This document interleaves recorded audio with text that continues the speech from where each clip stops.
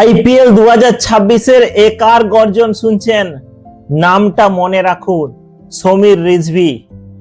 গত ম্যাচে 70 রানের অসাধারণ ইনিংস, আর আজকে 51 বলে 90 রানে বিধ্বংসী ঝড়ো ইনিংস, যে ঝড়ে মুম্বাই ইন্ডিয়ান্সের মতো 5 বারের চ্যাম্পিয়ন টিম উড়ে গেল। আজ টসে জিতে প্রথমে ফিল্ডিং এর সিদ্ধান্ত নিয়েছিলেন দিল্লির ক্যাপ্টেন অক্ষর প্যাটেল।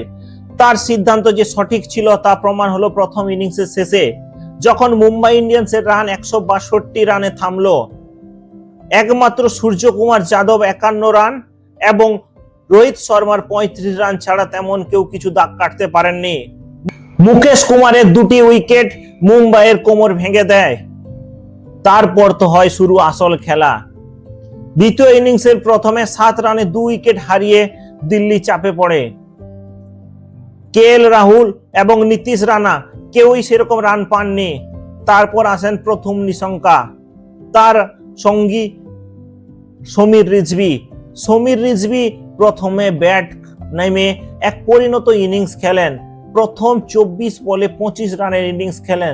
তারপর বাকি 51 বলে 90, 7টা 4, 7টা 6 মুম্বাই ইন্ডিয়ান্সের সব ওয়ার্ল্ড ক্লাস বোলারকে মেরে ছাতু করে দেন। এর বেনিফিটও তিনি পান।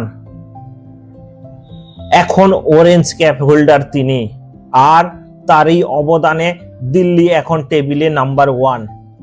আপনার কি মনে হয়, সমীর রিজভীর দৌলতে দিল্লি কি এবার প্রথম ট্রফি জিততে পারবে?